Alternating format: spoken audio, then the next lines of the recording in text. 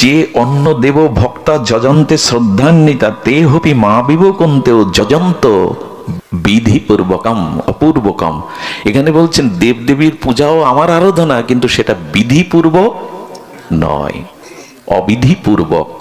আচ্ছা, দেবদেবীর উপাসনা করলে উপাসনা ভগবানের কাছে পৌঁছায়, কিন্তু উপাসক ভগবানের কাছে পৌঁছাতে এ খুব গূঢ় কথা। এগুলো রাধাকুণ্ডেই এই আলোচনাগুলো হয়। বিশেষত আমরা সাধারণ নিতে পারি না, ক্ষেত্র আছে তো সবখানে সবকিছু কষ্ট পাবেন না। কি বলছেন? অবিধিপূর্বক বলছেন গোবিন্দ, স্বয়ং গীতাকার ভগবান। কেন বলছেন? উপাসনাটা ভগবানের কাছে পৌঁছালো। ওই লক্ষ্মী দেবীর পূজাও তো, সরস্বতীর পূজাও, কার্তিক পূজাও, মনসা পূজাও তো ওই নাম নিতে হচ্ছে, ভগবানকে নিবেদন করছে, এটা ভগবানের কাছে পৌঁছাচ্ছে। কিন্তু যিনি পূজা করছেন তিনি ভগবানের কাছে যেতে পারবেন না। পূজা আরাধনা পৌঁছাচ্ছে। যেমন বৃষ্টি মেঘমালা থেকে পড়লো হিমালয়ে, হিমালয়ে গড়িয়ে গড়িয়ে জলগুলো সমুদ্রে যাবে। হিমালয়ে যাবে তো সমুদ্রে। বোঝা গেল কথাটি? বৃষ্টির জল হিমালয় থেকে গড়িয়ে নদ নদী দিয়ে সাগরে গেল। আপনার উপাসনাটা গেল ভগবানের চরণে, কিন্তু আপনি, এই জন্য বলছেন অবিধি পূর্বকম। আরেকটা কথা বলা যায়, এটা খুব সুন্দর দৃষ্টান্ত মনে এলো। অলসতা আসছে না তো আপনাদের? আমি তো শেষ রাত্রের যাত্রী, 80 রাত্র দ্বীপ্রহরে। আপনারা মেনে নেন, এই জন্য আমার ভাগ্য ভালো। আমি ভাবি কবে পেটাবে আমারে গেলে, রাত 10টায় পাটে যায়, কবে পেটাবে। হ্যাঁ, লাঠি নিয়ে এরা পেটাবে, কিন্তু ধৈর্য আপনাদের বলিহারি। আমিও আপনাদের জায়গায় বসতে পারতাম না। ধৈর্য আপনাদের, ধন্য আপনারা। আচ্ছা, একজনের 4 মেয়ে। দেখুন, একটা মীমাংসা আছে এই তত্ত্বের মধ্যে। একজনের বিয়ে দিয়েছে একেবারে বিসিএস ক্যাডার কোনো জজ বা ম্যাজিস্ট্রেটের সাথে। তো ওনাকে অনেকেই সাহেব বলে, আর ওনার স্ত্রীকে কি বলে? অনেকে মেম বা মেম সাহেব বলে। আর একটা মেয়ে, মেজো মেয়ের বিয়ে দিয়েছে। সে মেজো মেয়ে 3য় শ্রেণীর কর্মচারীর সাথে বিয়ে হয়েছে। ভাগ্য যার যেমন, বিধিলিপি যেভাবে লিখেছে। তো ওকে বাবু বলে, নায়েবকে অনেক সময় বাবু বলে, 3য় শ্রেণীর কর্মচারীকে বাবু বলে, আর বাবু আনি বলে ওনার স্ত্রীকে। সেজো জামাই বিয়ে দিয়েছে, বেটা মদ খেতে খেতে ভিখারি হয়ে গেছে, এখন ভিক্ষা করে। ওনার স্ত্রীকে কি বলবে? একটু বলুন, কি বলবে? ভিখারিনী। 4 বোন কিন্তু এক বাবার। আর একজনের বিয়ে হয়েছে মহাপুরুষের সাথে, শ্রী গুরুদেবের সাথে, তার স্ত্রীকে কি বলবেন? গুরু মা। ভিখারিনী যে, সে বাবাকে এসে বলছেন, একই বাবার মায়ের আমরা 4 মেয়ে 4 বোন, বাবা এরকম অবিচার কেন? বাবা এরকম অবিচার কেন? ওকে মেম বলে ডাকছে, বাবুয়ানি বলে ডাকছে, একজনকে গুরু মাতা বলছে, আর আমাকে ভিখারিনী। তোমারই ঔরসেই তো আমার জন্ম, আমিও তো তোমার মেয়ে। বলেন, মা, ভাগ্য ফলে যেখানেই যেমন পড়েছিস, তোর পরিচয় তো তাই হবে। তো আমরা যার আরাধনা করছি, যেভাবে আমাদের পরিচয় তো তাই হবে, সেখানে তো তাই হবে। এটা কার দোষ দিবেন? এই জন্য ভগবান বললেন, কোনতেও যজন্তে বিধিপূর্বকম। আসলে বলবার অভিপ্রায় কি জানেন? বলবার অভিপ্রায়, রাধা মাধবের ব্রজ উপাসনা কেন বলছি জানেন? এ কথা বলার একটা হেতু আছে। এইখানে ভজনা করলে আপনার সর্বনাশ হবে। যারা রাধা মাধবের যুগল উপাসনা করছেন, তাদের সর্বনাশ হবে। এই জন্য এখানে কেউ আসতে চায় না সহজে। সর্বনাশ মানে কি জানেন? গোবিন্দ বললেন, আমি সব কেড়ে নেব তোমার কাছ থেকে। আমার ভজন যদি করো, সব কেড়ে নেব, তোমার সব নাশ করে দেব। কেন জানেন? মামেকং শরণাং ব্রজ।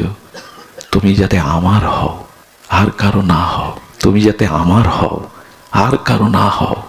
এই জন্য বললেন, মামেকং শরণাং ব্রজ, একমাত্র আমার শরণ নাও। আমি সর্বস্ব কেড়ে নেব। ভগবান এক জায়গায় উদ্ধব প্রশ্ন করেছেন, প্রভু তুমি যাদের কৃপা করো, কোন লক্ষণে বোঝা যাবে তুমি কৃপা করছো? বলেন, আমি তার ধন সম্পদ কেড়ে নেই। সহ্য করতে পারবেন গোবিন্দ উপাসনা? মানুষ ধর্মকর্ম পূজা পার্বণ করবে কি ভিখারি হওয়ার জন্য? ধন দৌলত হবে, মান সম্মান হবে, এই জন্য ধনং দেহি, যশং দেহি, পুত্রং দেহি। তো বলছেন, কেন ধন কেড়ে নাও, কেন ঐশ্বর্য কেড়ে নাও কেন? কৃষ্ণ ভক্তদের দিকে তাকান, প্রায় সব কাঙাল। আরে বাল্যবন্ধু সুদামা তার স্ত্রীকে 20 বছরেও কাপড় কিনে দিতে পারেনি সুদামা, অথচ বাল্যবন্ধু কৃষ্ণ। পঞ্চ পাণ্ডবদের কাছে ছায়ার মতো ভগবান তাদের গৃহে থেকেছেন, অথচ 12 বছর তাদের বনবাসে কাটাতে হলো, ভিক্ষা করে খেতে হলো। লক্ষ্য করেছেন? বিদুর এত বড় মহাত্মা, তার ঘরে গোবিন্দে গেলে খাওয়ার কিছু নেই, বনের থেকে এক কলার ছড়া কেটে এনে খোসা খাওয়াতে হচ্ছে, খুদ খাওয়াতে হচ্ছে। কেন তোমার এই বিচার? তোমাকে যারা ভালোবাসে তাদের সব কেড়ে নাও কেন? কেড়ে নেই কেন জানো? এই জগৎটা মায়া দিয়ে গড়া, তো ত্রিগুণময়ী মায়া। এই জন্য যার খুব অর্থ আছে, রূপ আছে, ক্ষমতা আছে, তার পাশে আত্মীয় স্বজন লোকজন ভিড় করে, তার মনটা ভাগ হয়ে যায়। এ আমার, সে দেখবেন এই গ্রামে যদি খুব বড় কোনো প্রতিষ্ঠাবান লোক থাকে, বাইরে এই গ্রামের লোক বলে উনি তোমার কাকা, উনি তোমার আত্মীয়, কিন্তু ওনার কাকা যদি ভ্যান চালায়, এই পরিচয় আমার কাকা অমুক গ্রামের চেয়ারম্যান, এই কথা বলতে খুব গর্ব হয়, কিন্তু আমার কাকা ভ্যান চালায় বাজারে। গোবিন্দ বললেন, টাকা হলে, রূপ হলে, সম্পদ হলে পাশে সবাইকে ভাবে, ফুলে মধু আসলে যেমন ভ্রমর আসে, আর ওরাই তোমার মনটাকে ভোগবিলাসে মায়া মোহতে টেনে নেবে। অর্থটা কেড়ে নেই কেন জানো? অর্থ ফুরায়ে গেলে তোমার পাশে আর কেউ আসবে না, কেউ আসবে না। রূপ ফুরিয়ে গেলে তোমার কাছে বিকালের ঝরা ফুলে ভ্রমর এসে আর বসবে না। যে জঙ্গলে আগুন লেগে ঘাস তৃণ পুড়ে যায়, ওইখানে হরিণার থাকে না। যে গাছে পাতা নেই, ফল নেই, ওখানে পাখি বাসা বাঁধে না। অর্থ কেড়ে নিলাম মানে আর আপন আত্মীয় স্বজন কেউ আসবে না। তখন মনে হবে ভগবান ছাড়া তোমার কেউ নেই, ভগবান ছাড়া তোমার কেউ নেই। এটা মেনে নিতে পারবেন তো? এই ভজনে আসলে সর্বনাশ হয়ে যাবে। এই জন্য সহসা এই পথে সবাই আসতে চায় না। আচ্ছা, ভগবান বিপরীতে আবার বলেছেন, অর্থ আমি সবার কেড়ে নেই না, আমার ভক্ত দেবার অর্থও আমি দেই। অম্বরীশকে দিল না, ধ্রুব মহারাজকে দিল না, রাজা করে দিল না, প্রহ্লাদকে দিল না, এই বাবা প্রহ্লাদকে দিল না, দিল কি না? এই যে তোমার কথার মিল কোথায়? বলছে অর্থ কেড়ে নেয়, এবার প্রহ্লাদকে, ধ্রুবকে, অম্বরীশ মহারাজকে রাজা করে দিল। বললো যেখানে অর্থ দিলে ভক্ত, ওই ভক্ত নিজের ভোগে না লাগিয়ে আমার সেবায়, ভক্ত সেবায়, কল্যাণে লাগায়, আমি সেখানে অর্থ দিয়ে দিই, ওর দ্বারা আরো ভক্তি হয়, ওর দ্বারাই তার ভক্তি আরো। এই জন্য রামকৃষ্ণদেব বললেন, যার আছে সে মাপো, আর যার নেই সে জপো। যার অর্থবিত্ত নেই সে ভগবান ভগবান করতে থাকো, জপতে থাকো। আর যার আছে সে সৎ কাজে, মঙ্গল কাজে, ভগবত কাজে, ভগবত সেবায় মাপো, দিতে থাকো। দিলে বাড়বে, দিলে কল্যাণ হবে, রেখে দিলে শেষ হয়ে যাবে। যাকে দিলে ভক্তি বাড়ে তাকে ভগবান দেন, আর যাকে দিলে ভক্তি কমে তার কাছ থেকে, এটা একমাত্র ভগবানের করুণা, ভগবানের কৃপা। আচ্ছা, বাজারের মোড়ের মাথায় যে দোকান আছে, ওখানে 5 টাকা দিয়ে ব্লেড চাইলে দোকানদার দেবে, বাচ্চাকে দেবে। এটা ব্লেড দিন তো, বাচ্চাকে দিয়ে দেবে। মার কাছে ধারালো ব্লেড চাইলে শিশু দেবে। দোকানদার ওর পরিণতির চিন্তা করছে না, কিন্তু মা করে। গোবিন্দ দেখে এর কাছে যশ খ্যাতি সম্পদ দিলে আমাকে ভুলে যাবে, এই জন্য কেড়ে নেয়। আপনি যা চাইছেন ভগবানের কাছে সব দেবে না, যাতে মঙ্গল হয় তাই দেবে। এই জন্য এই উপাসনায় সকলে আসতে চায় না। আরে কাঁদবো নাকি? ভিখারি হব নাকি? কাঙাল হব নাকি? গাওয়ার সময় বলি আমি কাঙাল, হ্যাঁ আমি কাঙাল, গাওয়ার সময় বলি, অথচ কাঙাল হলে তখন সহ্য করতে। গাইছেন কি সুধীজন? এই জন্য এই ভজনের মাধুর্য এটি অপার। এই ভজনে প্রেম হয়, একমাত্র যুগল উপাসনা। মহাপ্রভুর মতে এই উপাসনার মধ্যে বিশুদ্ধ প্রেম হয়, যে প্রেম ব্রহ্মাও পাননি। শুনে রাখুন, কেন এই যুগল উপাসনার কথা বলছি, কেন রাগ ভক্তির বলছি। যে প্রেম আনন্দ সিন্ধু ব্রহ্মা না পায় এক বিন্দু, ব্রহ্মাও পায়নি। এই যে কথা আমরা প্রস্তাবনা করছি আজকের এই বক্তব্যে, এটা ব্রহ্মাও পায়নি, দেবতাদের তো দূরের কথা। সেই প্রেম মহাপ্রভু দিতে এলেন। আর সেই গুরুদেব পেয়ে, সেই পরম্পরা পেয়ে, সেই ভজন পেয়ে আমরা 10 দিকে ছুটছি। যখন যে যাকে পাচ্ছি তাকে নিয়ে ছুটছি। একটা জিনিস শুনুন, শাস্ত্রে এই বলেছে, আপন আপন স্থানে প্রীতি সবারে। আপনি যার সঙ্গ করবেন তার মন কিছুটা আপনাকে টেনে নেবে। এই জন্য প্রাতঃস্মরণীয় বন্দনীয় ছিল বৈষ্ণবপদ বাবাজি মহারাজ বলেছেন, আমাদের অন্য কোথাও যাওয়ার জায়গা নাই। আমরা অন্য কোথাও, আমরা বৈকুণ্ঠে যাব না, আমরা দ্বারকায় যাব না, আমাদের ধাম প্রাপ্তি। আমরা বৃন্দাবন ছেড়ে, নবদ্বীপ ছেড়ে, হরিনাম ছেড়ে, যুগল উপাসনা ছেড়ে আর কোথাও আমাদের যেন গতি না হয়, আমাদের যেন গতি না হয়। এই জন্য শাস্ত্রে বলেছে ভজন যদি এগোতে চাও তাহলে প্রথম অবস্থায় প্রাপ্তিক অবস্থায় স্বজাতীয় ভক্তের সঙ্গ করো, স্বজাতীয় কথা শোনো, তা না হলে কিন্তু বিপদে চলে যাবে। ওই টেনে নেবে, ওর প্রতি আকর্ষণ, ওর টান তোমাকে টেনে নিয়ে যাবে। সুধীজন, এই জন্য আমাদের একটু সতর্কতার প্রয়োজন। বলছিলাম কেন জানেন, প্রেম একটি অনন্য জিনিস। এখানে বলেন প্রেম ও মহাত্ম প্রমাণ, অর্থাৎ প্রেমের উপরে আর কিছু। আচ্ছা, ভগবান বড় না প্রেম বড়? কোনটা বড়? হ্যাঁ, কারণ প্রয়োজন তত্ত্বে বলতে সে সম্বন্ধ অভিধেয় প্রয়োজন বলতে সে মহাপ্রভু বলছেন প্রেম প্রয়োজন। একবারও বলেননি ভগবান প্রয়োজন, কৃষ্ণ প্রয়োজন। প্রেম প্রয়োজন বলেছেন, প্রেমটাই প্রয়োজন, কৃষ্ণ প্রয়োজন না। তার কারণ কি জানেন, প্রেম যদি কারো হৃদয়ে থাকে তাকে ভগবানের পিছনে ছুটতে হবে না, ভগবান ওই প্রেমের জন্য তার পিছনে ছুটে বেড়াবে, ভগবান তার পিছনে ছুটে বেড়াবে। ওই বিন্দুমাত্র ভক্তের হৃদয়ের প্রেমে ব্যাকুল হয়ে ভগবান তার পিছনে ছুটে বেড়াবে। মৌনি শান্তং নির্বৈর বলছেন, যারা মুনি, যাদের কোনো প্রাণীর প্রতি বৈরিতা নাই, যারা সমদর্শন, যারা অন্যের অপেক্ষা করে কৃষ্ণ ভজন করে না, গোবিন্দ বলছেন এই ভক্তের পিছনে চলি যাতে ভক্তের পাদ ধুলো আমার গায়ে এসে পড়ে। ওইটুকু প্রেমের জন্য ভগবান ব্যাকুল হয়ে ওই ভক্তের পিছনে ছুটে বেড়ান। প্রেম বড় ভগবান, কারণ বিনা প্রেম সে নাহি মিলে নন্দলালা। প্রেম আছে বলেই ভগবান আছেন। আর এই প্রেম কৃষ্ণকে দিন। আমি সময় বেশি নেওয়ার অধিকার নেই, কিন্তু এবার ধ্যান দিন। আমরা মূল প্রস্তাবনায় ফিরে আসছি। ভগবত যুগল ভজন কেন? কারণ এই ব্রজ প্রেম যা ব্রহ্মাও পাননি, সেই প্রেম মহাপ্রভু অকাতরে বিলিয়ে দিলেন। পাত্রা পাত্র ন বিচারণ ন কুরুতে ন চ ভিক্ষং। মহাপ্রভু বলেন এবার পাত্র অপাত্র দেখবো না, আমি কাকে দেওয়া উচিত কাকে দেওয়া উচিত না এটাও দেখবো না, সবাইকে দিয়ে দেবো। বন্যা এলে কি আর খানার জল ড্রেনের জল আলাদা থাকে?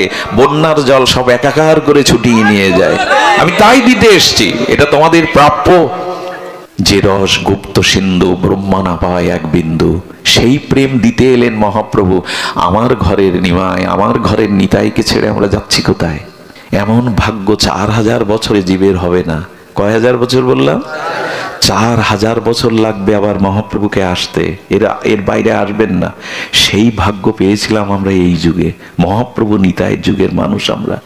এবার ভগবান আমাদের বাংলায় এলেন, আমাদের সচিমায়ের কোলে এলেন, বাংলায় কথা বললেন। ঘুম ভাঙলো পাশ্চাত্য আমেরিকাদের, পাশ্চাত্যর আমার ঘরের ছেলে ঘুর ভাঙলো ওদের। আমরা কি করলাম? শ্রীমান মহাপ্রভুকে যদি না চিনি না বাঙালি হয়ে, এটা বড় অভিশাপ, এটা বড় অভিশাপ আমাদের। আর পাবো না, 4000 বছর লাগবে আবার। তারপরেও মহাপ্রভু যখন আসবে 4000 ব্রহ্মার একদিনে, তখন আমি মানুষ হওয়ার ভাগ্য পাবো তো? তখন যদি শিয়াল কুকুর হয়ে জন্মায়, এই প্রেম তো পাবো না, এই হরিনাম তো পাবো না, এই যুগল প্রসঙ্গ তো পাবো না। একবার ভেবে দেখতে হয়, তখন যদি আমেরিকায় জন্মায়, পাবো না। এটা পেয়েছেন, এটা অবহেলা করবেন না। এই সুযোগ আসবে না, 4000 বছরের মধ্যেও আসবে না। নিতাই চৈতন্যের যুগে মহাপ্রভু এমনও বলে গেছেন, মহাপ্রভুর কথাগুলিকে আমরা শুনি কই? ভাগবতে আমরা মহাপ্রভুর কথা কতটুকু আনি? শ্রীকৃষ্ণ চৈতন্য ছাড়া বাঙালির অস্তিত্ব টিকতে পারে না। মহাপ্রভুকে নিতাইকে বাদ দিয়ে দিন, বাঙালির কোনো এই হরিনাম কোথায় ছিল? এই বৃন্দাবন কে চেনালো? পুরীর রথযাত্রা জাতীয় উৎসব কে আনলো? নবদ্বীপ ধাম কে পরিচিত করলো? তুলসীকে, মহাপ্রসাদকে, হরিনামকে সারা বিশ্বব্যাপী যে কৃষ্ণ নাম প্রচার, এটা কে করলেন? একবারও ভেবেছেন তার অবদান? অথচ তার বিগ্রহ পূজা নেই, তার আরাধনা নেই, তার কথা নেই। এই ভাগবতটাও আমরা জানতাম না। এই যে আজকে ভাগবত শুনতে এসছেন, এটা মহাপ্রভুর দান। দুই ভাই হৃদয়ের খালি অন্ধকার, দুই ভাগবত সঙ্গে করান সাক্ষাৎকার। এক ভাগবত বড় ভক্তি রসশাস্ত্র, আর ভাগবত বড় ভক্তি রসপাত্র। মহাপ্রভু এই দুইয়ের সাথে সাক্ষাৎ। এই ভোজন, এই প্রসাদ ভোজন, এই হরিনাম, এই ভাগবত পাঠ ছিল না, এটা মহাপ্রভুই দিলেন। 600 বছর আগে যুগল উপাসনা ছিল না, রাধারানী কৃষ্ণের বামে ছিল না, এ সবই মহাপ্রভুর দান। অথচ তার কথাই ভাগবতে বলি না আমরা। যত সব কথা এনে ভিড় করি মহাপ্রভুর কথা। যেখানে মহাপ্রভুর কথা নেই, নিতাই চাঁদের কথা নেই, সেটা ভাগবত হতে পারে না। ভাগবতের চরম শিবা মহাপ্রভুই। কি বলেছেন জানেন? চৈতন্য চরিতামৃতে কবিরাজ কৃষ্ণ গোস্বামী এইসব কথাগুলো হৃদয়ে নেওয়ার সময় এসছে। কি বলেছেন জানেন কবিরাজ কৃষ্ণ গোস্বামী, এই দার্শনিক আচার্য? তিনি বলেছেন, পূর্বে জইছে জরাসন্ধ আদি রাজাগণ, বেদ ধর্ম করি করে বিষ্ণুর পূজন। কৃষ্ণ না মানিল তাহে দত্ত করি জানি, চৈতন্য না মানিলে তারে দত্ত করে মানি। এত বড় পয়ার আর কেউ দিয়ে যায়নি। কি বললেন? জরাসন্ধের নাম শুনেছেন না? মগধ নরেশ, মানে এখন যেটা বিহার রাজ্য, এই বিহার রাজ্যের রাজা ছিলেন রাজা জরাসন্ধ, পরাক্রমশালী। এই বিহারের মগধ, এই রাজা জরাসন্ধ বিষ্ণু পূজা করতেন। কার পূজা করতেন? বিষ্ণু পূজা। ব্রাহ্মণ সেবা না করিয়ে মুখে জলও দিতেন না, কিন্তু তাকে দৈত্য বলা হলো। জরাসন্ধ, কংস, শিশুপাল, এদেরকে কি বলা হয়? দৈত্য। কেন জানেন? কৃষ্ণকে মানল না বলে। তেমনি এই যুগে চৈতন্যকে যারা মানবে না, বলা হয়েছে তাকে দৈত্য করি মানি। মহাপ্রভু ছাড়া এটা, এই ভাগবত কে শেখালো, কে জানালো আমাদের? অথচ তার কথা নেই। দেখুন, কৃষ্ণ কথাই কথা, আর সব বৃথা ব্যথা। কৃষ্ণ কথাই কথা, আর সব যেখানে ভগবানের কথা হলো না। একটা লক্ষ্য করেছেন, এই ফুলের মালা গাঁথার গেনে এখানে একটা এক্সট্রা ফুল দিয়ে শোভা বাড়ানো হয়েছে কেন? লক্ষ্য করেছেন? ফুলের মালার এখানে একটা বড় ফুল দিয়ে গাঁথা হয়, এটাই মালার শোভা।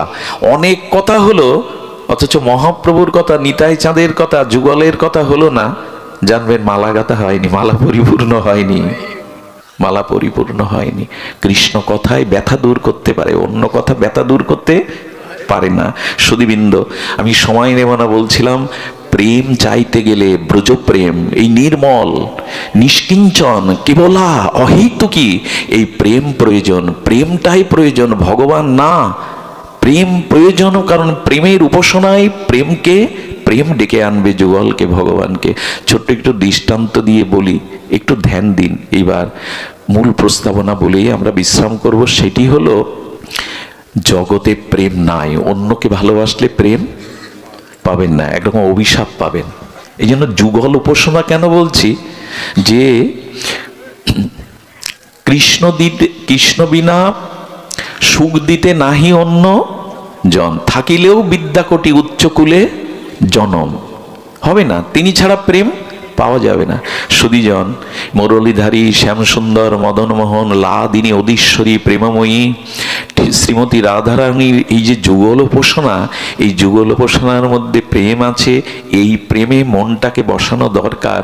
তার কারণ একটি, কারণ জগতে প্রেম নেই। যে রূপের আকর্ষণে, যে মোহের আকর্ষণে আমরা ছুটে বেড়াচ্ছি, এ জগতে প্রেম নাই। শুনে রাখুন, মৈত্রী দেবীকে, খুব মূল্যবান একটু বিষয়, মৈত্রী দেবীকে মহর্ষি যাজ্ঞবল্ক্য বৃহদারণ্যক উপনিষদে বলছেন। কথাটা যদি হজম করতে পারি আমরা তো ভালো, কিছুটা পাবো আমরা। আর যদি মেনে না নিতে পারি, কিছু পাবো না। যাজ্ঞবল্ক্য মহর্ষি, ব্রহ্মজ্ঞ, বেদজ্ঞ ঋষি মৈত্রী দেবীকে বলছেন, শোনো দেবী, স্বামী স্ত্রীকে ভালোবাসে স্ত্রীর সুখের জন্য না, স্বামীর নিজের সুখের জন্য। খুব ধ্যান দিতে হবে কথাগুলো। স্ত্রী স্বামীকে ভালোবাসে স্বামীর সুখের জন্য না, নিজের সুখের জন্য। পুত্র পিতাকে ভালোবাসে পুত্রের সুখের জন্য, পিতার সুখের জন্য না, নিজ সুখের জন্য। পিতা পুত্রকে ভালোবাসে পুত্রের সর্বাংশ সুখের জন্য না, সূক্ষ্মভাবে নিজের সুখটা পাই বলে। ভাই ভাইকে ভালোবাসে ভাইয়ের সুখের জন্য না, নিজের সুখ পায় তাই ভালোবাসে। বন্ধু বন্ধুকে ভালোবাসে বন্ধু সুখের জন্য না, নিজের সুখ পায় তাই ভালোবাসে। একথা মানতে পারবো আমরা বর্তমান সময়ে? যাজ্ঞবল্ক্য ঋষি বলছেন, ব্রহ্মজ্ঞ ঋষি, তার সহধর্মিনী মৈত্রী দেবীকে। কারণ উনি বলেছেন, আত্মনস্তু তু কামায়া সর্বং প্রিয়ং ভবতি, প্রিয়াইব নৈব প্রিয় ভবতি। এ কথা আমাদের একটু মানতে হবে, জানতে হবে, উপলব্ধি করতে হবে। সুধীবৃন্দ, এ জগৎটা স্বার্থের। এখানে নিজ সুখ হয় বলে আমরা অপরকে ভালোবাসি। মানে আপনাকে ভালোবেসে আপনার কাছ থেকে সুখ পাই তাই আপনাকে ভালোবাসি। আপনার কাছ থেকে সুখ না পেলে আপনাকে আমি ভালোবাসি না, এটা প্রমাণিত সত্য শাস্ত্রের। নিজ সুখ হয় তাই অন্যকে ভালোবাসি। তার কাছ থেকে সুখ যদি না পাই, আমি তাকে ভালো পারবো না। ছোট্ট কয়েকটি দৃষ্টান্ত আমরা আনি যে আত্মসুখের চিন্তার কারণে আমরা অপরকে ভালোবাসি। ভালোবাসা, প্রেম, এগুলো ভগবানের সাথে, জীবাত্মার সাথে পরমাত্মার, আত্মার সাথে পরমাত্মার, ভক্তের সাথে ভগবানের হয়। অন্যের সাথে যেটা হয় সেটা ভাঙা বাসা, ভালোবাসা না। কি বললাম শব্দটা? এটা রবীন্দ্রনাথের শব্দ, কবিগুরুর শব্দ। এই জগতে আজ পর্যন্ত পিতামাতা, স্বামী স্ত্রী, বন্ধু ভাই, কারো ভালোবাসা ভেঙে গেছে না এখনো আছে চিরদিন? মানে মরতে তো হয়, যে আগে মরুক, একজনকে তো ছাড়াছাড়ি করতে হয়, মৃত্যু আসে, কাল আসে না, মৃত্যু আসে না, তা ভালোবাসা টিকে আছে কারো কাছে? কবিগুরু বললেন এটা ভাঙা বাসা, এটা ভেঙে যায়, ধ্বস্ত হয়ে যায়। শিশুকাল কি থাকবে আপনার? যৌবন থাকবে? রূপ থাকবে? এই দেহ থাকবে? থাকেটা কি? আচ্ছা, আপনি যেদিন জন্মালেন ওই দিন স্ত্রী নিয়ে এসেছিলেন? স্ত্রী স্বামী নিয়ে এসেছিল? এর আগে পিতামাতার সাথে নিয়ে এসছেন না এসে পিতামাতা করলেন? মৃত্যুর পর ছেলেরাই তফসিল অফিসে গিয়ে বলবে বাবার নাম কেটে দিয়ে আমার নাম বসান, বলবে কি না? কাছারি গিয়ে, তফসিল অফিসে গিয়ে। মৃত্যুর পরেও সম্বন্ধ রাখবে না? আগে তো নেই, মাঝখানের এই কটা দিনে তারা তো চিরদিনের না আপনার। এটা ভগবান আপনার জন্ম জন্মান্তরের, ভগবান আপনার চিরদিনের। ভগবান এক জন্মে, ওই সম্বন্ধ পাতানো নয়, ওই সম্বন্ধ তৈরি করা নয়, পাতানো নয়, তৈরি। এইটা বুঝবার জন্যই ভাগবত। প্রেম আর কারো সাথে হয় না, একটু নিজেও সুখ পাই তার কাছ থেকে, তাই তাকে রেখেছি। সুখ না পেলে আমরা কেউ কাউকে মনে রাখবো না। এর দৃষ্টান্ত নেবেন, শুনুন তাহলে। 3-4টে দৃষ্টান্ত এসছে খুব অপূর্ব। আমাদের দেশের মায়েদের আর তার পতিকে এক জায়গায় করে যদি ভগবান প্রশ্ন করে, মা তোমরা স্বামী স্ত্রী কে কার আগে মরতে চাও? তো নারীরা কি বলে জানেন? মেয়েরা কি বলে জানেন? সতীসাধ্যের বাবা সৌভাগ্যবতী হয়ে জগৎ থেকে চলে যেতে চাই, শাঁখা সিঁদুর নিয়েই। আমরা শুনে মনে করলাম কি দান গো, ওনার আগেই যেতে চাইছে শাঁখা সিঁদুর নিয়ে। এর মূল রহস্যটা আমরা বুঝি না, ওই কথার মার পাশে ভুলে যাই। এবার স্বামীকে বলবে, বললে না না আমিও ওর আগে যেতে চাই। এ কথাগুলোর মধ্যে নিহিত সূক্ষ্ম স্বার্থ জড়ানো। কেন জানেন? স্ত্রী ভাবে উনি যদি আগে চলে যান, আমার যে দুর্দশা, আমার যে দুর্দশা আর কে দেখবে? উনি যতদিন আছে ততদিন তো একটা পরিচয়, একটা যোগ্যতা আছে, ওইখানে ওই স্বার্থটা কাজ করে। আমরা আবেগে গলে গিয়ে বললাম বাহ কি বলছেন, ওনার কত ত্যাগ। আর স্বামী বলে কেন জানেন? কারো যেন বৃদ্ধ বয়সে স্ত্রী হারা না হতে হয়। কি যে দুর্দশা! কারণ পুত্র কন্যা তো এখন বৃদ্ধাশ্রম পেয়ে গেছে, ওরা আপনাকে রাখবে না। রাখলে যে লাঠি ঝাঁটা উঠতে বসতে দেবে, ওটা সহ্য করতে পারবেন না আপনি। বুড়ো শগুন মরেও না। এইসব ভাষা আপনার জন্য অপেক্ষা করছে, আমার জন্য। কাল কি একে দেখে না? অনেক স্ত্রী বলতে বলতে বলেও বসে, জম একে দেখে না, এত লোককে দেখে, একে দেখে না। আমি নিজে কানে শুনেছি। এই জন্য চলে গেলে দূর অবস্থার জন্য বলে আগে যেতে চাই। আগে যে কেন যেতে চাই এ আমরা বুঝি না। এই সূক্ষ্মতা, সূক্ষ্ম বিচার ভাগবতে ছাড়া পাওয়া যাবে না। এগুলো শুনতে হবে সাধু মুখে। আচ্ছা দেখুন, আপনার পুত্র বসে রয়েছে শীতের দিনে, খোকা এক কাপ চা করে দিতে পারিস? তোর মা বাড়ি নেই। হ্যাঁ বাবা, পারবো না কেন? বাবা চা নাও। বেশ, তুই তো অন্ধমণির পুত্র, সিন্ধুর মতো, শ্রবণ কুমারের মতো, খুব ভালো। আরে তুই শ্রবণ কুমারে, ওই যে অন্ধমণির পুত্র ছিল না বাকে করে, তো তুই তো শ্রবণ কুমারের মতো। এরপরে বাবা বাজারটা করে আনতো। আমি আর আজকে বাজারে যাব না। না বাবা, আমার খেলা আছে, যেতে পারবো না। আরে যা বলছি না, একটু আগে শ্রবণ কুমার, বাহ আমার কি লক্ষ্মী ছেলে, 10 মিনিট ধরে বলছেন বাজার করতে, যেয়ে গেল। রাক্ষস জন্মালো কোথা থেকে? হ্যাঁ, 10 মিনিটেই ওই আপনার স্বার্থ, বাজার করার স্বার্থ ক্ষুণ্ণ হলো তো। একটু আগে শ্রবণ কুমার, একটু পরে এ রাক্ষস কোথা থেকে এলো আমার বংশে? এগুলোই একটু উপলব্ধির বিষয়, উপলব্ধির বিষয়। হ্যাঁ, নিজের বিবাহের পরে সুন্দরী স্ত্রীর কথাই মাকে পাগলি বলি। রাত্রে বউ ইনিয়ে বিনিয়ে বলে তোমার সংসারে সব ছেড়ে এসেছি, তোমার মা আমাকে এই বলেছে তা বলে। বলে বুড়ো হয়ে গেছে, পাগলি হয়ে গেছে, পাগলির কথা মাথায় নিতে নেয়, মাকে পাগলিও বানায়। এ কামনাগ্রস্ত পুরুষ স্ত্রীর কাছে ধরা দিতে গিয়ে মাকে পাগলিও। আরে বুড়োর কথা বাদ দাও, মাথা খারাপ হয়ে গেছে, একটা জিনিস বুঝতে হবে, এখানে ভালোবাসাটা না, এখানে ভালোবাসাটা আমরা যেটা বুঝতে চেষ্টা করি না। হ্যাঁ, প্যারালাইসিস হয়ে বারান্দায় মলমূত্র ত্যাগ করে 2 মাস পড়ে থাকুন, বুঝবেন সংসারের ভালোবাসার ঠেলা যেন কারো না হয়, এটি বুঝবেন ঠেলা কে জগতে কত ভালোবাসে, তখন বোঝা যাবে। পিতামাতারও একটা সূক্ষ্ম বাসনা থাকে, এই ছেলেটা বড় হবে, আমাকে নিশ্চয়ই বৃদ্ধাশ্রমে, এই স্বার্থও তাদের মধ্যে থাকে। না দিতে পারলে তেজ্য পুত্রও করে দেয়। ভালোবাসার সাথে যখন বনাবনি হয় না, তখন কিছু মনে করবেন না। রাজমিস্ত্রির কাজ করে মালয়েশিয়ায়, ছোট একটা 2 বছরের বাচ্চা রেখে গেছে, টাকা পাঠায় আর স্ত্রীকে বলে খোকাটাকে ভালো দুধ কিনে খেতে দিও, ওকে মানুষ করো। এই স্ত্রী কি করে জানেন? ওই স্বামীর মাথার ঘাম ফেলানো টাকাগুলো নিয়ে আর এক পুরুষের হাত ধরে এই বাচ্চাটাকে কেটে বস্তায় পুরে, মিথ্যা সংবাদ বলছে আপনাদের, ফেলে দিয়ে যায়। এই জগৎ পিতামাতাকেও এখন বিষ খাইয়ে মারে সন্তান সম্পত্তির লোভে। এই জগৎটা যদি বুঝতেন, বুঝতে গেলে করোনার ফিরে যাওয়া দরকার, করোনাতে ফিরে যাওয়া দরকার। করোনাটা অনেক সময় করুণা নিয়ে আসছিল জগতে। বাবার মুখে আগুন দেওয়ার জন্য পুত্র রাজি নয়, পাড়া প্রতিবেশী মরে গেলে পচে যাক, কিন্তু ওই লাশ শ্মশানে নেওয়া খুব তাড়াতাড়ি ভুলে গেলে হবে জগতের প্রেম। আমার করে এইভাবে উন্মাদ হয়ে ছুটছে আমরা, খুব ভুলে গেলে হবে। ভগবানের সাথেই আমাদের সম্বন্ধ চিরন্তন। তবে এরা যারা আছে পিতামাতা, এদের প্রতি 16 আনা কর্তব্য করবেন। এদের কাছে আপনি ঋণী, এটা ঋণ শোধ করার জন্যই এদের এখানে জন্মেছেন, কর্তব্য করার জন্য। কিন্তু এরাই আমার সব, এ ভাবলে শেষ। তাহলে গোবিন্দ বলতো না মামেকাং শরণং, একমাত্র সর্বধর্মান পরিত্যাজ্য, এটা ভগবান বলছেন, সব ত্যাগ করে আমার শরণ নাও। ভগবানের বাণী, এতে অন্য কিছু ভাবার অবকাশ নাই। সব ত্যাগ করে আমার শরণাপন্ন হও। আচ্ছা, দোকানদারদেরও প্রেম দেখবেন, লাইট টাইট সাজিয়ে পা মোছা দিয়ে রাখে, বাইরে পা মোছা দিয়ে রাখে না।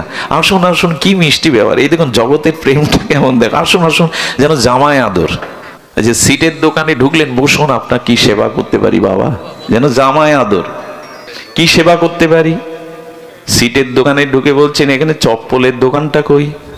দোকানদার বলছেন আপনি চোখে দেখেন না, এটা সিটের দোকান। একটু আগে জামাই আদর, যখন শুনছে এটা সিটের দোকান, ও খুঁজছে চম্বল, তখন বলছে আপনি চোখে দেখেন না। আরে যান ওইদিকে, এদিকে দেখেন আজকাল মানুষ কোথায় ঢুকে পড়ে। আচ্ছা, এই তো আপনার ওই যে মনে করেছিল সিট নিতে আসছে, যেই স্বার্থপূর্ণ হলো।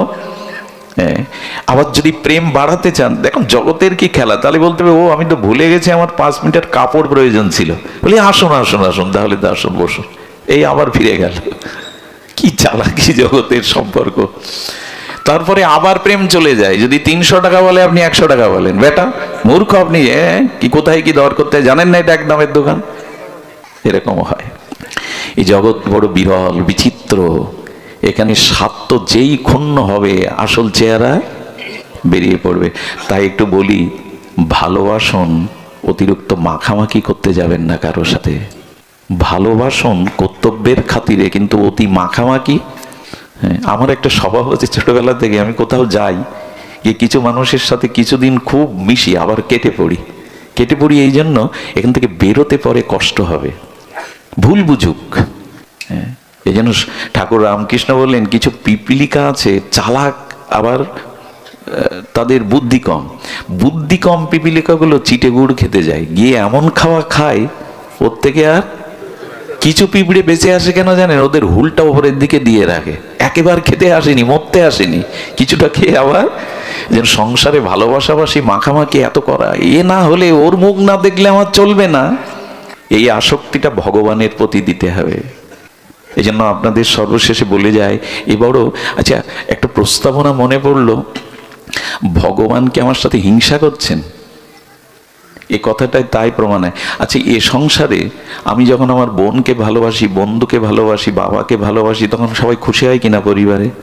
তা গোবিন্দ, তুমি সবার ভালোবাসাটা নিগড়ে তোমার দিকে দিতে বলছো, ভালোবাসা ওদের দিতে বলছো না। তুমি কঞ্জুস না, কৃপণ না, তুমি স্বার্থপর না? বোঝা যায় কথাটি? আমি যদি পিতামাতাকে ভালোবাসি আর বোন ভাই প্রতিবেশীকে না ভালোবাসি, তখন সবাই বেজারিয়ে হয়ে যায়। আরে বোনকে ভালোবাসতে হয়, বোনদের দেখতে হয়, কর্তব্য পালন করতে হয়।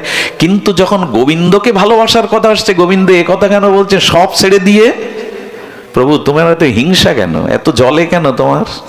সংসারের ভালোবাসলে সবাইকে ভালোবাসার কথা সবাই বলে, হ্যাঁ পিতা মাতা ভগ্নী আত্মীয় কুটুম্ব, তোমার ভালোবাসায় গেলে বলো কেন সব ছেড়ে দিয়ে আমাকে ভালোবাসো? এর উত্তর কি? ভগবান এর উত্তর দিয়েছেন, খুব মার্মিক উত্তর। ভগবান বলছে দেখো, সংসারে যখন তুমি পিতা মাতা বন্ধু সজ্জন কুটুম্বকে ভালোবাসো, তখন তারা এই ভালোবাসা বাড়াতে বলে, এই ভালোবাসায় খুশি হয়। কিন্তু একটা জিনিস লক্ষ্য করেছো, ওদের ভালোবাসতে বাসতে যখন ওদের ভালোবাসাটাকে কমিয়ে আমাকে কেউ ভালোবাসতে শুরু করে, মালা তিলক নিতে শুরু করে, প্রসাদ ভোগ দিতে শুরু করে, কাজ কমিয়ে দিয়ে ভাগবতে যেতে শুরু করে, নবদ্বীপে যেতে শুরু করে, তখন সবাই তোমার বিরোধ করে কেন? আমাদের সনাতন ধর্মে দেখি এরকম বলে, আরে এত ভক্তি ভালো না, অতি ভক্তি চোরের লক্ষণ। আরে একটু ডাকতে হয় ডাকবি, রাত দিন ভাগবতে যাস, রাত দিন এই করিস তা করিস, হ্যাঁ লেখাপড়া শেখ, চাকরি বাকরি কর। তারে আমাদের মানে বৃদ্ধ বয়সেই ধর্মের একটা প্রচলন আমাদের সমাজের মানুষ বুঝে ফেলেছে যে বৃদ্ধ বয়সেই ধর্মকর্ম করতে হয়। আমাদের এক আচার্য বলেছিলেন, কিছু মাঝে মাঝে হালকা কথা আসে, ক্ষমা করবেন। এক বৃদ্ধের দাঁত নেই, 80 বছরের বৃদ্ধ, তো ওই লোকের আত্মীয় স্বজনের কষ্ট পেয়ে ডাকছে, দয়া করো প্রভু, গালে দাঁত না থাকলে দয়াটা দলা করো হয়ে যাচ্ছে। তো ভগবান বলছেন আমার কাছে যে যা চাই আমি তো তাকে তাই পূরণ করি, তো দলাই হও। দয়া যখন হবে, কথা বলার শক্তি ছিল, তখন তুমি দয়া চাওনি, দলা করো। দলাই তো হতে হয়, সময় গেলে মুখস্থ তো আমাদের, কিন্তু কাজে লাগাই তো। এখন ভোগ সুখ করে নিয়ে, আয় করে নিয়ে, অমুক করে নি, যেই একটু আশ্চর্য হতে হয়। খেলা শিখলে, গান শিখলে বাহবা দেয় যে এই ছেলের অনেক উন্নতি হয়েছে। যেই বৃন্দাবনে যেতে শুরু করে, যেই বৈষ্ণব হতে শুরু করে, যেই প্রসাদ পেতে শুরু করে, বাবা মার মুখে শুনেছি ওর 12টা। এই সমাজের কি উন্নতি চান? এই ধর্মের কি কল্যাণ চান? এখানে ভগবত পথে আসা, প্রসাদ ভোজি হওয়া মানে ওর 12 বেজে গেছে। আমরাই বলি সুধীজন, এই মত বদলান।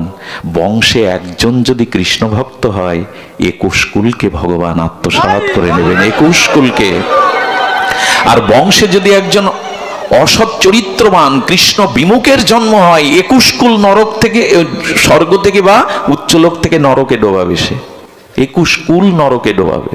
বংশে ডাক্তার মাস্টার ইঞ্জিনিয়ার করুন, একজনকে অন্তত সাধু করুন, একজনকে অন্তত ভক্ত করে তুলুন, পুরো বংশকেই। এখনো লজ্জা পেতে হয়। আমরা পরিবারে কেউ মারা গেলে পাড়া থেকে বৈষ্ণব ডাকতে হয় গীতা পাঠের জন্য। কেন? আপনার ছেলে মেয়ে বিয়ে পাশ করেছে, গীতা শোনাতে পারবে না মৃত্যুর সময়? ওদেরকে শেখান, ওদেরকে জানান। সুধীবৃন্দ, এই জন্য এই জগতের যে ভালোবাসা, এই জগতের যে মোহ, এই ভালোবাসার মধ্যে মোহ আছে, সসুখ বাসনা আছে। হ্যাঁ, ঘরে আগুন লেগে গেলে স্ত্রী বলছে, তুমি তো অগ্নি সাক্ষী করে এনেছিলে, তুমি তো বলেছিলে চিরজীবনের সাথে আমাকে বাঁচাও। স্বামী দেখে এই জ্বলন্ত অগ্নিতে ঝাঁপ দিয়ে বাঁচাতে গেলে আমি পুড়ে মরবো, হাত ধরে পিছিয়ে আসে। ও মরে গেলে কি করে জানেন? চিতায় নোনা জল ফেলে চোখ দিয়ে। কত ভালোবাসা ছিল, কত ভালো ছিল। এই বলতে বলতে কি করে জানেন? ওই চিতার জ্বলন্ত দেখে চোখে জল পড়ে, আর ভেতরে ভালোবাসাটা নোনা জল হয়ে বলে, আর কাউকে ভালো, এ জন্মে আর কাউকে ভালোবাসবো না। 6 মাস যেতে পারে না, গান উল্টে যায়, সুর উল্টে যায়, একাকি আর বাঁচা যায়। আর একজনকে ঠকালো। দিল্লিতে একবার একটা ঘটনা ঘটেছিল। একজন স্ত্রী, এপ্রিল ফুল আছে না, 1 এপ্রিল, এপ্রিল ফুলে তো একটু কিছু কি বলে ওরে, তো জানি না। তো অনেক স্ত্রী করেছে কি, একটা চিঠি লিখেছে তার স্বামীর নাম না, পরপুরুষের নামে। চিঠি লিখে ওনার ওই বালিশের কাছে রেখে দিয়েছে যাতে স্বামীর চোখ পড়ে। কি লিখেছে জানেন? এখানে আমি বন্দী হয়ে আছি, সুযোগ পেলেই সব ছেড়ে তোমার কাছেই চলে আসবো, তুমিই তোমার হৃদয়ের দেবতা। এইসব লিখে বালিশের কাছে, স্বামী অফিস থেকে এসেই সেই চিঠি। আচ্ছা কি অবস্থা হয় বলুন? যেই চিঠি পেয়েছে, স্ত্রী বলতে গেছে যে 1 কাপ চা আনবো।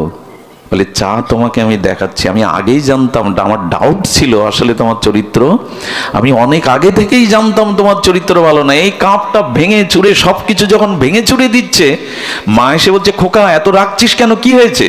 বলে এই দেখো মা, আগে থেকেই জানতাম একে নিয়ে ঘর করা, হ্যাঁ এ আসলে এর চরিত্র ভালো না। মা হেসে বলছে খোকা আজকে এপ্রিল কি জানো, এপ্রিল ফুল, বৌমার সাথে ওই শাশুড়ির খুব বনিবনা ছিল। বলো খোকাকে আজ একটু বোকা বানাবো তুমি আমি মিলে। আরে আমি কে তো বৌমাকে দিয়ে ওটা লিখিয়ে রেখেছি, তুই পাগল?